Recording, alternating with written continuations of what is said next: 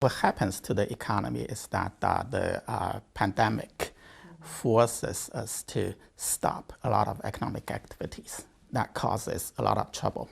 First of all, a lot of people lose their jobs, lose their income, so they have to be helped. At the same time, enterprises are also hurting.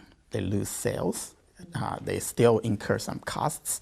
So in order to save these enterprises from failing, they need help. So that's what the aid package does. So to you, it's not more like a stimulus package, it's more like an aid package. It's very different from the normal stimulus package.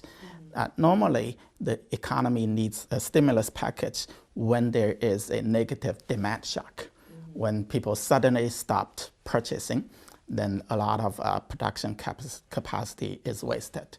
There's no demand, but we still have capacity to supply. In that case, we create demand to balance out the economy.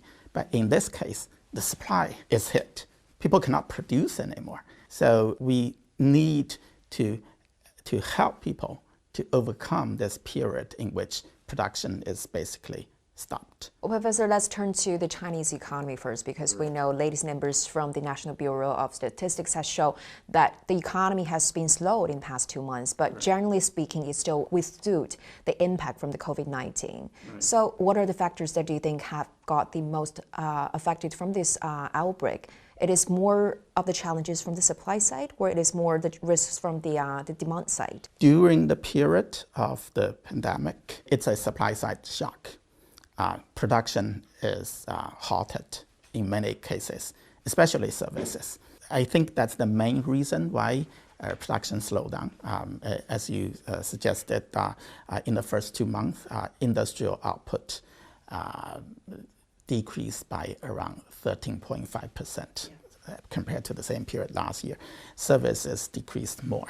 In February, a lot of things are suspended, so that's why GDP growth dropped. That is why, the expectations are high about China will have like a bounce back in this economic growth after the outbreak.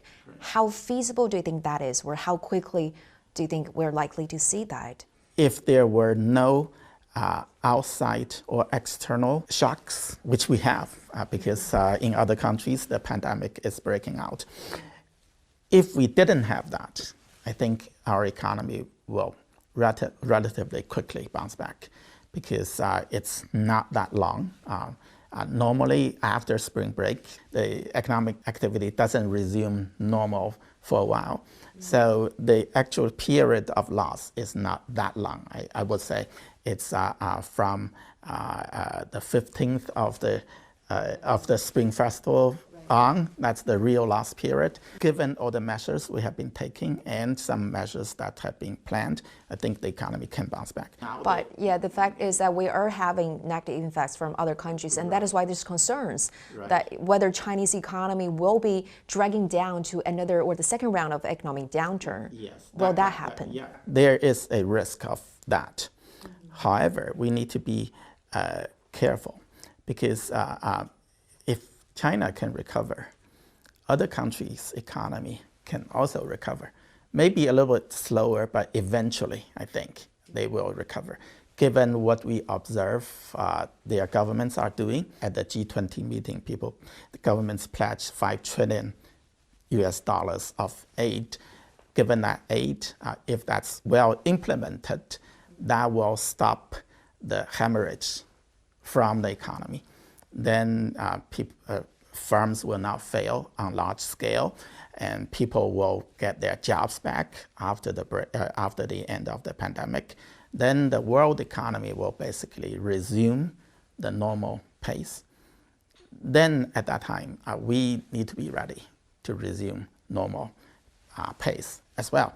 So if we make too big moves during this period, we may regret, because after a few months, things get back to normal. If those big moves we are moving now makes it harder for us to change course again, then it's difficult for us to meet the normal demand.